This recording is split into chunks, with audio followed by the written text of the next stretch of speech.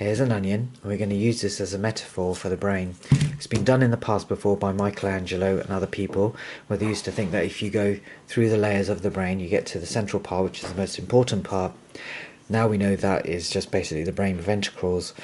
But I'm going to use this as a metaphor for the brain, and I think it's quite a useful one to try and explain dreams and political orientations and things like that.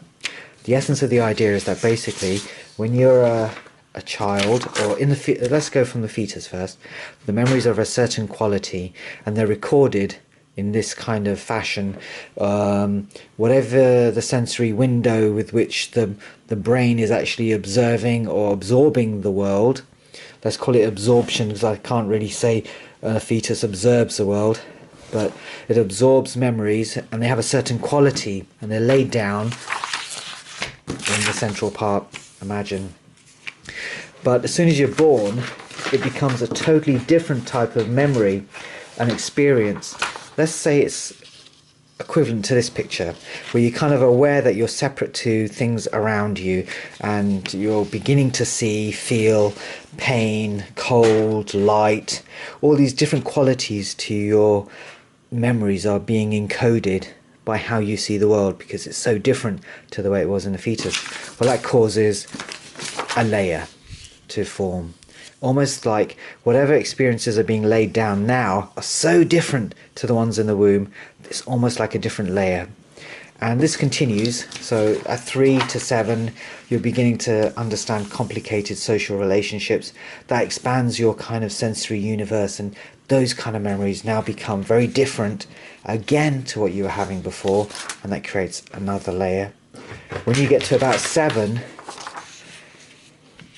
the brain starts to cull the connections in your brain to become more efficient. So the most number of connections a person will ever have in their life is around that age, and then they start becoming culled and become more efficient as you get older. So that is also another important time in your life and creates a different layer.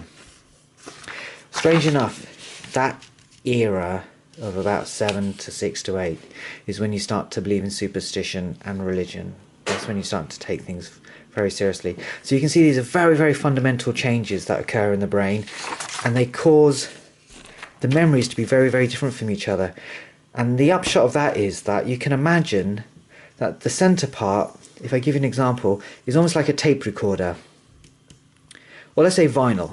Let's say a very old version of a media. So let's call this vinyl. Let's call this tape, audio tape.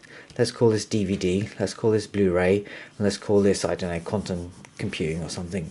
Yeah?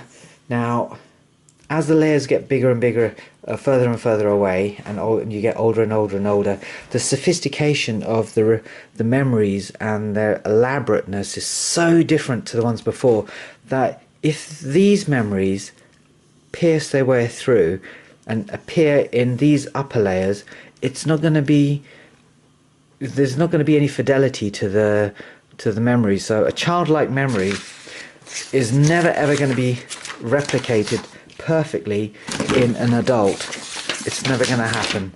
So this memory here of when you were 3 is never going to be able to be read by a higher layer and will be seen for exactly what it is. It will just be seen as some, it's basically like trying to put a vinyl into a DVD player. It's not going to, it may go round, it may make a sound, it's not going to be the same thing like putting a DVD into a Blu-ray player. I know they do work, but just the idea that a different media going into a more advanced media doesn't always work.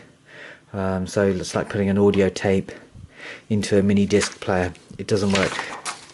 And that's what dreams are essentially. What you have is, during the day, when you're awake, as soon as you start to develop this idea of you in the world as a separate being, you start to travel the world in a kind of XYZ coordinates, yeah? Like a Newtonian space, I call it.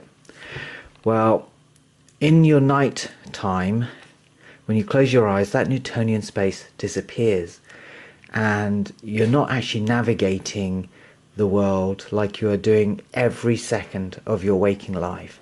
You're no longer the navigator. when you close your eyes, essentially all these layers become equal. The adult self, which is the top layer, starts to slowly devalue in strength, and all these become more buoyant almost. And because you're not actually navigating through sleep, you're just basically floating, all these layers start to mix. And when these kind of memories from the center start to drift outwards, then they're going to be met by layers that just do not understand it. And that's why you get symbolic dreams with, you know, strange things happening that just cannot possibly happen in real life, but you accept them as happening for real. So if you see a pink elephant flying, you don't bat an eyelid, whereas during the daytime you'd be, you know, so suspicious of even the slightest thing. But that's exactly the same person in the daytime and in the nighttime. You haven't changed whatsoever. It's just that the dynamic, the way the memories are layered, they become unlayered during dream time. So you've got fetal memories, 3-year-old memories, 7-year-old memories, a 12-year-old's memory. They're all kind of mixing up and being read by different layers. And that's where you get symbolic dreams from. So you know they're true, you know the memories are true, and you don't question the memories. But what you're actually seeing is bizarre because they're being read by different layers. That's the cause of dreams. Now the next thing I'll go on to a little bit later is, why do you actually vote the way you do? Why do you actually feel this way or that way about politics? Because it's nothing to do with rational thinking. Politics is an emotional kind of response to your surroundings, and it's something that develops with you as you go older. And you know, you're not polarized one way or the other. It's just a kind of system of feeling, and how your thinking then derives from that feeling. And that's what I'll go on to next. Thank you for listening.